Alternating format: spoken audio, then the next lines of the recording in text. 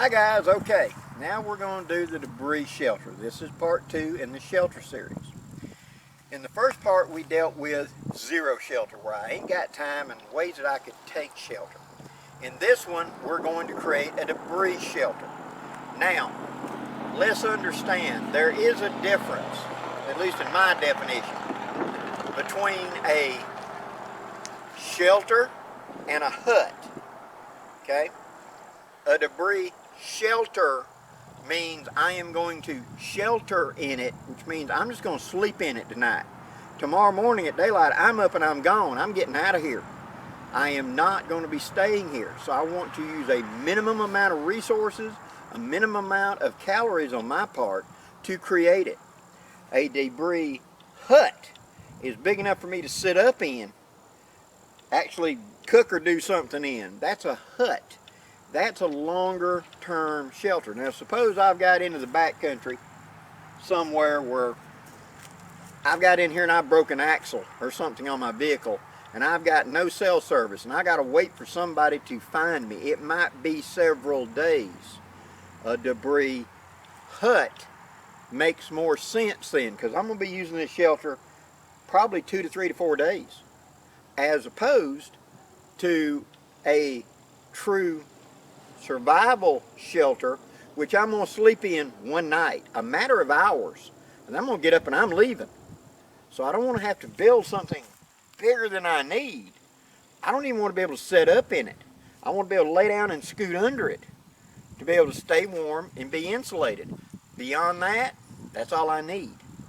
So we're going to build a debris shelter right here. Everybody else you see on YouTube is building a debris hut. If you can sit up in it, that's a hut. I want to be able to have to lay down and go in feet first into it and then pull pine straw in around or whatever around my head to insulate me. It's a sleeping place.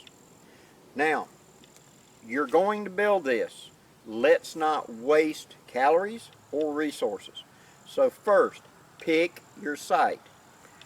One, this side, I've already taken my kukri and I've cleaned off the debris around the base of it.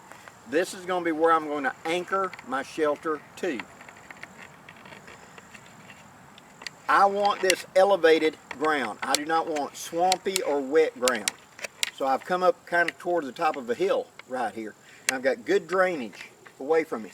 So if it comes in and it rains tonight, the water's going to run away from me. And the ground's not going to become saturated. I'm not in the middle of a water run or something like that. You got to pay attention to that. 2, widowmakers, look up, dead trees and all. Anything that could possibly fall on me. Okay, no. So we're good. 3, do I have the resources here to generate it? And I do. Back in the pines, back in there, I got tons of pine straw and pine cones for fires. So all I need is some sticks. Down here along this bottom, there's lots and lots of yopon, which is a tree that springs up like those are bushes, and they become pretty good size, 8, 9 feet, 10 foot tall, and they're good, quick material, and you can cut them off at the ground and they'll be back next year. So it isn't going to affect this area for me to harvest that. Okay, so what we're going to do is I picked the place that I'm going to put it. It's going to be going this way. The ground rolls up right here in a mound. And I've made sure this isn't an ant mound. There are a few ants right here, but it isn't a true ant mound. So I'm okay. I could go this way or I could go that way. Now looking at the lay of it, how it goes and etc. This way is actually better than that way. This way has more of a hump. This way is more of a taper. So I want that taper. Plus, the wind coming from that direction, this tree right here will act as a block to help block the wind off my door and more off the top of me. So I'm going to go from this way, that way. So now I'm going to take my kukri and I'm going to clean out any low scrub or whatever that may stick me during the night. I want to trim it off below ground level. So when I roll over it, there isn't a sharp stub sticking up that's going to possibly poke me or injure me. Remember, I'm in a survival situation. Getting hurt's a bad thing. I may not be able to get the medical treatment. So a puncture or even a bad cut or scrape could be bad. So I got to take care of me. So I'm going to clear this out more. Next thing we're going to do is we're going to come up here about the right height and we're going to anchor our ridge pole. I'll show you that. Then we're going to start adding a couple of ribs Then we're going to pack it full of pine straw, add the top ribs in, and cover the whole thing and make the mound. So let's get started. Okay, I'm going to come back here. This is going to be my ridge pole. And I'm going to dig down a little bit in this soft soil and make a little footer back here. Now what I'm going to do is I'm going to put the end in that hole and I'm going to wedge it forward into the tree. That way it's not going to slide away from the tree. It's going to stay stuck in the tree, in the ground, and leaning against the tree before I ever lash it or hook it. Okay, now I've got this end wedged up against the tree. The other end is solid into the ground, and I pulled it down where I've kind of leaned this tree out actually a little bit to wedge it down tight. So there's a friction fit to begin with. Now I'm going to take my bank line or whatever kind of cordage. If I didn't have a lot of cordage, I would take these sticks and put in this way right here up against the tree to hold this in position. But since I've got some cordage, I'm going to utilize it. I'm going to take a pretty good length of cord and I'm going to cut it.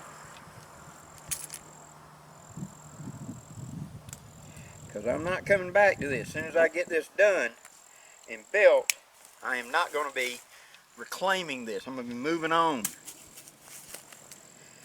Take the line, double it in half, come here and do a lark head around the actual limb, come from underneath, tie it. I'm going to come to the tree itself. I'm going to go uphill a little bit.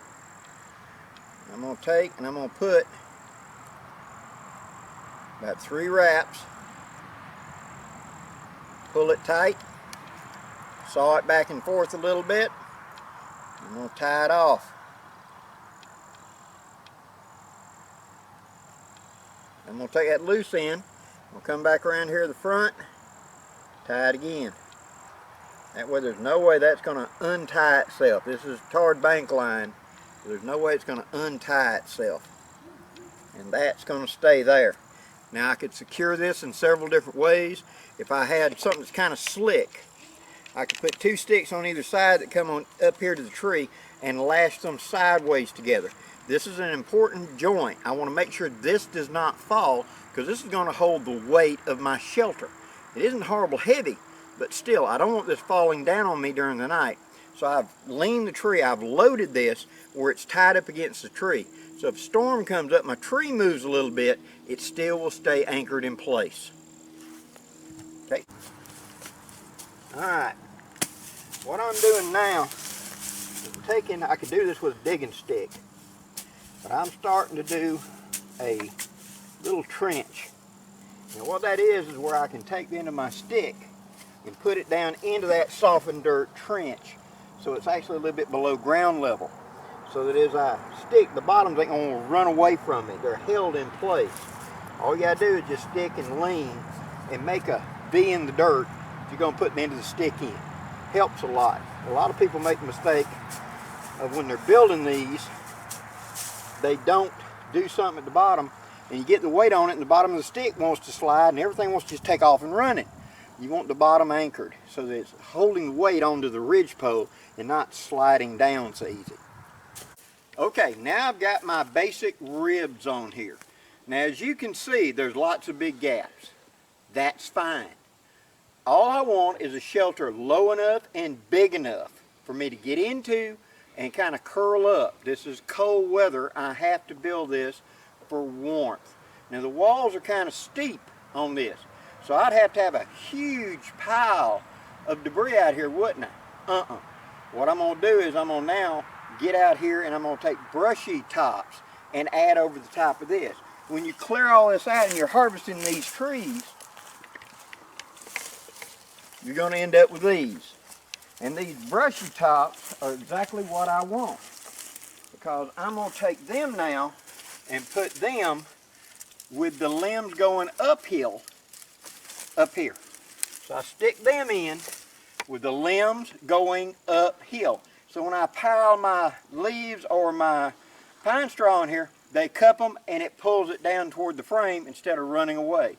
So now I'm going to cover it with brushy tops. Let me do that. Okay, now that I've taken and just stood up brushy tops, cut them off, walked up here and stuck them so limbs are going uphill. Now I take other stuff and I'm going to run lengthways through this, like this. I've got a gap up here.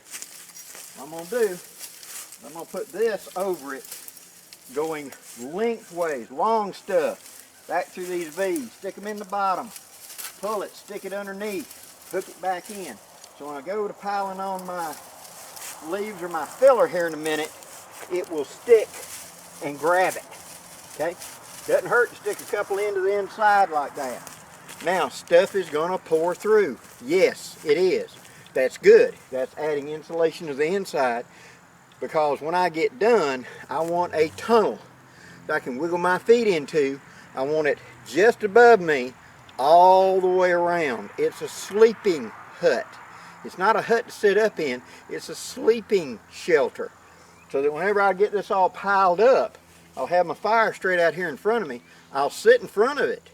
When it's time to go to bed, I'll point my feet in there and wiggle in, and I want it all the way around me in a cocoon, kind of like a bivy sack, except it's made out of wood and debris. But as you can see, we now got the brushes. Now we go to piling pine straw on top of it. That's next. Okay, here's the shelter. Now, as you can see, what I've done there is on this side you've got the frame. It's been completely covered and mounded up. All those bushy tops with the layers going up catch and hold and want to shift the weight toward the center ribs. The ribs don't have to be blood tight together. They're spaced several inches apart, but it holds it, okay? This is an overnight shelter, remember? All right, now, let's look around to this side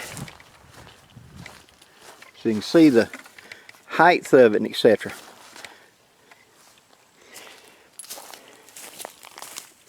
Now I have piled it up. Let me shift that where I can see me. I have gathered and brought in arm loads and piled it up, starting at the bottom and working my way up. As I put one in, kind of wiggle it and push it in so those limbs flex around it. I leave the sticks and the pine cones and stuff in it. It gives more grip to it than just smooth pine straw. If some of it falls through the inside, good. I'm going to put a bed in there anyway, a pine straw, right? So it's actually helping me. All I need is a gap. If it's that big, when I start wiggling in, I got more than enough room. This is simply a windbreak, a warmth, a little bit of rain protection. Now, is this enough for heavy rain? No. You'd have to double this for heavy rain. How much do I need to pile on there in case of heavy rain? My opinion, from the tip of your fingertip to your armpit, that much, that deep, mound it up. You can see that's a lot of work. So what am I doing? Okay, at the same time, once I got it to this stage, I could add bark to it. If I've got a down tree over here that I can pull sheets of bark off, add them to the top to add like shingles. It's infinitely adjustable due to my conditions. Now let me show you the front of it.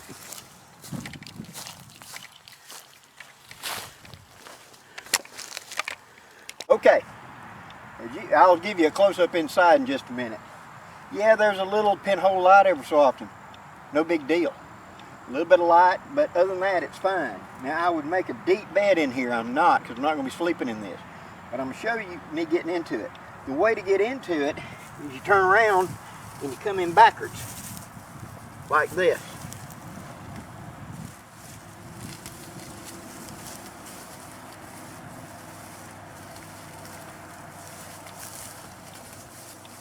Just like that. Now I would put a big pile of pine straw right here. To pull in right here is a plug, so I got a windbreak around my head. Wrap around and put my head down on it like a pillow, etc. But I've got more than enough room in here to turn and lay on my side either way. My feet, I've got plenty enough room to go up in that point, and there's still gap between these ribs out here. I can get in here and look up and say, okay, it's a little thin right there, and go add more right now. The purpose of this shelter is to be a sleeping place for me. It should make it enclosed.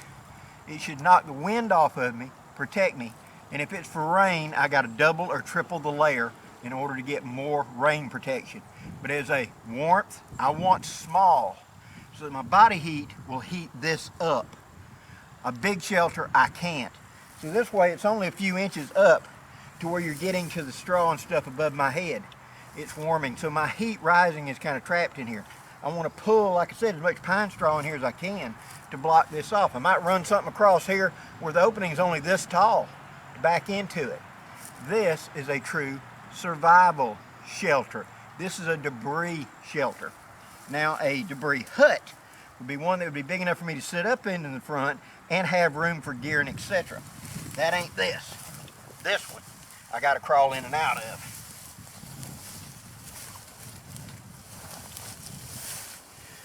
Just like that. Okay, here's looking into it. Yes, there is a tiny bit of light right back there, but that's it. Now if I filled that halfway to the top with pine straw to lay on top of, made a big pile right here, something I could pull in behind me and seal up as much of this opening as I can. This is what a survival shelter is. It is a debris shelter. It's not that big.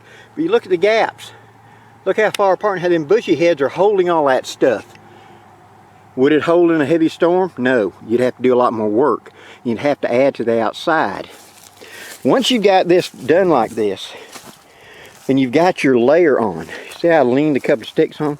I would take big sticks and now start leaning from the outside to help hold this in case of wind or storm or whatever. That's the secret to it. It's just a layer of insulation. It's just a way to hold it.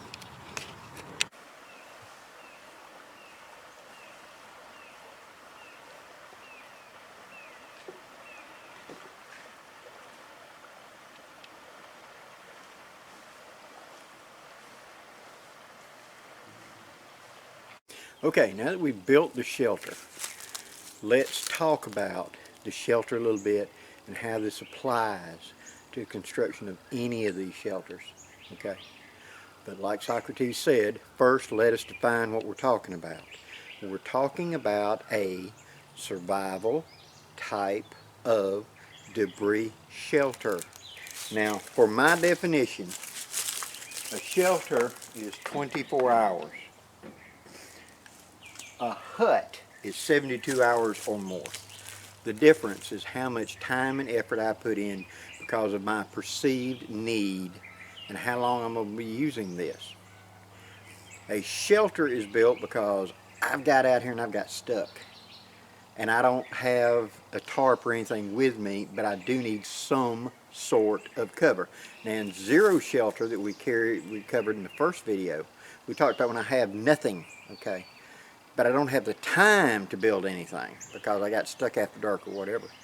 In this, we're talking about you have time, okay? And it's all about I'm adding comfort, okay? So, what are the conditions of this particular shelter? They were dry, which means it wasn't going to rain. It was going to be cold, so I was going to need a shelter. And it was going to be clear, which means I'm not going to have a lot of wind or things like that coming in. So first thing I did was I created the ribs and frame. That was me sitting the end into the dirt and leaning it tight against the tree. Then I took about 2 feet of cordage, that was it, 2 feet of bank line, and anchored it to that tree. The conditions are going to be clear. I'm not going to have that tree doing this where I got to do all kinds of lashing, and by sheer weight it's pushing tighter against the tree, so I don't have to worry about it. So I only had to sacrifice about 2 feet of cordage. Okay, the ribs, the small sticks as I go out and I start gathering up, I'm going to cut and drag all the way back because once I harvest the stick out, I also want that brushy top off of it, the brushy limbs, etc. A lot of people forget that and they want to construct something different than this, but this is the way to do it. So I have now got my ribs and my frames up. Now I cover it with those brushy tops that you saw. I start setting them with the limbs facing outward. If you put the limbs facing downward, when you put things on, they want to just wipe and slide off. When you put the limbs facing upward, they hit a limb and they want to push back against the trunk. See? So by me standing them upright like that, any debris I put up here, it wants to shift toward the way it's leaning as opposed to just slide right off. Okay? Next I put the cover onto, the cover element. In this case it was pine straw, because I had my place that had the resources was, I had the tree, I had the little clearing, I had planted pines right over here where I had tons and tons of pine straw, and down in this lower edge I had tons of those yopons. So I just went down there and harvested them. I didn't film a lot of that because why? You know what I'm talking about. I'm just going to chop and clear and bring them up and drag them up there, get an arm load and pull them up. Okay? So I've created my frame and ribs. I've covered it with my brushy tops, and then I came up with it. You take your feet and you shuffle into that pine straw, kind of kicking the pine straw forward, and it'll start rolling like you roll up a snowball to make a snowman until you get a big pile. I don't want to pick up a pile like this. I want to pick up a pile like this. I want like a big, one of those big old pillows, you know, that you sit on the floor.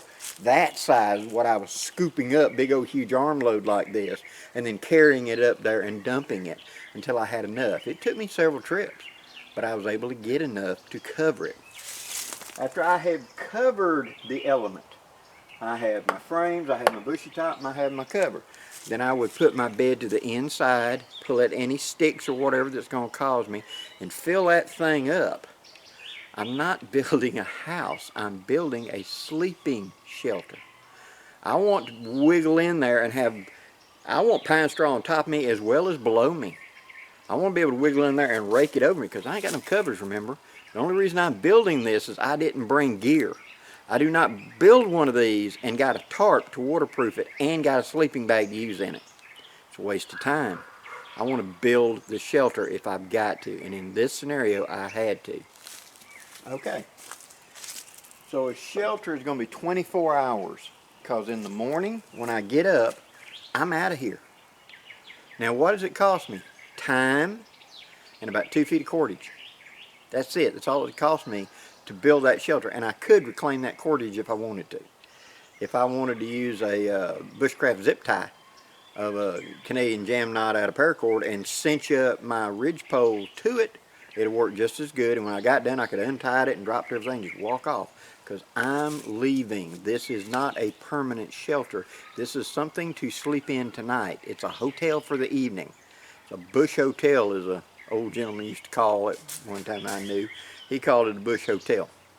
And so it's something quick and easy.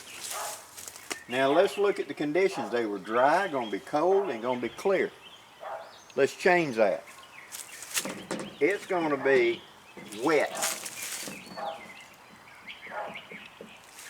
Wet, cold, and clear. Well, I got to do more then, don't I? Because now I got to double that frame, double that bushy top, and double or triple the cover because it's going to be wet. That water is going to wick its way down and eventually get to me. So I want to triple what you just saw.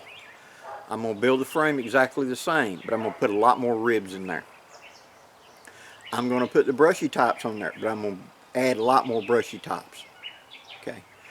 Then I'm going to add the cover. The cover is going to be as thick as I can get away with before I run out of time. Because as I said in the video, from your armpit to your fingertip is about what you really need to make sure in a heavy, heavy downpour you're going to be dry. But trust me, that's a lot of work. Now, how long am I going to be here? 8-10 hours, and then I'm gone. Do I want to spend 6 hours building a shelter to sleep 5 or 6 hours and then leave it? Not if I don't have to. And so that's the whole thing. Conservation of resources. Conservation of your calories and your efforts. With what I did in the conditions before that I had said was more than adequate. Okay? What if it's not going to be wet? It was still going to be dry, but it was not going to be clear. I'm going to have wind and weather blowing through. You know, we'll say a front's passing. So I got wind. Okay, then I'm definitely going to have to go up on the bushy top, and I'm going to have to add bushy tops on top of the cover to help hold the cover so that wind don't blow it away. See? And so I go and cut my little saplings to build my frame. The bushy tops come with it. I pile them over here. I then put the cover on. Then I'll add more bushy tops on top as something to hold it in place, so that gust of wind don't blow them leaves off or blow off the pine straw. It kind of anchors it better. The more complex, more it is, the greater, the more chaos you weave into it, the greater the holding power it has. Chaos is your friend in this. And as you saw when I showed you inside that shelter, getting in there, here's my rib, and about a half a hand off was the bushy tops, and all that pine straw was on the bushy tops. It wasn't even touching the ribs. The ribs were just keeping the bushy tops from falling in. And it wasn't that much work. That whole shelter took me less than an hour and a half to build. For one night, yeah, hour and a half. Now let's look at step it up. Okay, I've got out here, I broke the axle on my truck. I don't have cell phone service. I gotta wait for somebody to come in. So now we're building a hut. Same idea, but we gotta go bigger. Okay? That A-frame, like I showed in this video, is fast and easy. How about for a hut, I do an A-frame like that, and then off the front of it, I put a lean-to facing back and pile stuff on it. Let me draw that out for you. Okay, here's the ground level. This is the tree. This is that hut that you saw me construct. That shelter. All right, I need to turn it into a hut. Right out the front door, I'm gonna come and put a pole going that way. Couple poles, layer them up, and then on top of this, I'm gonna put my bushy tops and my cover. And I'm going to turn this into a place for me to sit. It's like a lean-to out the front door. I can still keep my sleeping hut that I've already constructed here and put my fire off to the side a little bit. Take this and kind of offset it, you know, instead of head to head, offset it like that. So here's my sleeping hut, here's my lean-to, and in this space right here, I'd put my fire. So I've got a hut I can sit up to do whatever I got to do to process food, game, whatever, to try to make my life comfortable. I've already got my sleeping hut created, and a sleeping shelter created, and I've got the hut to do my work in, okay? Signaling and figuring out a way to get out of here or to make myself comfortable. So the one can flow into the other. But at the same time, building a big hut, I mean something I can stand up and walk into. I had to laugh, I shouldn't have laughed, and I know that, and I apologize to the guy. But there was a friend of mine several years ago that he was getting into this stuff, and he wanted to build do some survival camping. And so the idea was he and I were going to go down here on Claybank Creek and do a 3-day survival camp. And so he got off work Friday. I had to work until about 11 o'clock Friday night, and then I'd be coming out. Well, he spent probably 10 plus hours building a survival hut. And when I got there and walked in at 10 o'clock, I'm thinking survival shelter. Okay, when I got there, it was this lean-to like this, that the height of the ceiling was probably 7 feet up, and it was a lean-to like that between two trees that he had piled in, and he had piled brushy tops, debris, everything. This guy he spent 10 plus hours building this thing. It was a cabin. You know, you didn't crawl in, you just walked in, you know, and had a bed on either side. It was a big A-frame is what it was, like 2 lean-tos put together. And he'd spent all of that 10, 12 hours he'd been out there doing nothing but building that shelter. Yes, it was comfortable, but this was not a survival shelter. This was a hut, you know. And we had planned to move.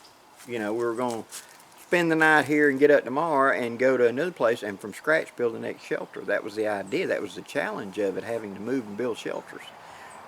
We ain't building one this big, I can tell you that, you know, because I want to make time. I want to make get out of here if I'm in such a situation like that. I want to get out of the situation and go home. Out of survival. I want to get myself saved, and I don't want to burn a lot of calories for me, you know, wasting a lot of time to build this big elaborate shelter, and I'm only going to sleep in it a few hours. Oh, you'll sleep well because you're so tired, but I want to just, like I showed you, I threw up a quick, easy shelter in about an hour, hour and a half. Had I had all my resources just stacked up there, I could have done it in 30, 40 minutes.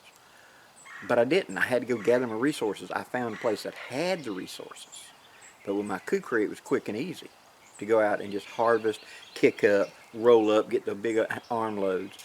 And you had, like I said, you got to pick your site. You got to have your resources. If you're doing a lot of walking, a lot of toting, you're in the wrong place. Find your cover element, and then find your frame and your bushy tops. Those are the easy part.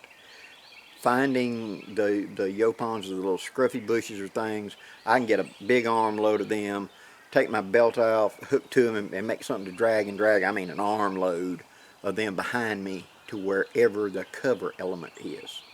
Because the pine straw, the leaves, the sage, the whatever you're using to cover the outside of it, the grasses, you know, whatever it is that I'm harvesting to put it on the top, that's what I really want to look for. Find the site, find that, and find my resources. Combine all of them and you're good to go. Don't waste your time, okay? So, in conclusion of the debris hut part of this, there are probably 1,000 YouTube channels out here going to show you building debris huts. And all it is a frame of some form. A way to keep the leaves from falling to the inside. I use brushy tops. A lot of guys will just make like a plank wall of just solid lean-tos all the way across. That works as well. And if you're in snow country, absolutely look at something like that. You got to be a lot closer. But you saw how spaced apart mine were. Some of mine were hand width apart, and yet it didn't fall to the inside, did it? You get that from experience. You find out what you can get away with. And so the frame and brushy tops and then a cover element makes it all work. Okay, next month, in the next video in this series, we're going to go to tarps, and we're going to talk about when you've got a tarp and how you can use it in multiple settings. So now we've gone from no gear at all for shelter to where I have to build some sort of survival shelter, to now having it, the bare minimum, have some sort of cover element out of your 10Cs, being a tarp or something like that. We're going to talk about ponchos. We're going to talk about tarps. We're going to talk about how big do you really need to get away with to cover you and make yourself comfortable. That's coming in the next video. Thank you very much for supporting my channel, guys. Please leave any questions or comments down below. I will do everything in my power to answer you as fully as I can. And if you need me to shoot another little video to answer a question better, I will do it. Thank you very much, guys. Till next time, I'm Blackie, wishing you safe journeys. Have a great day.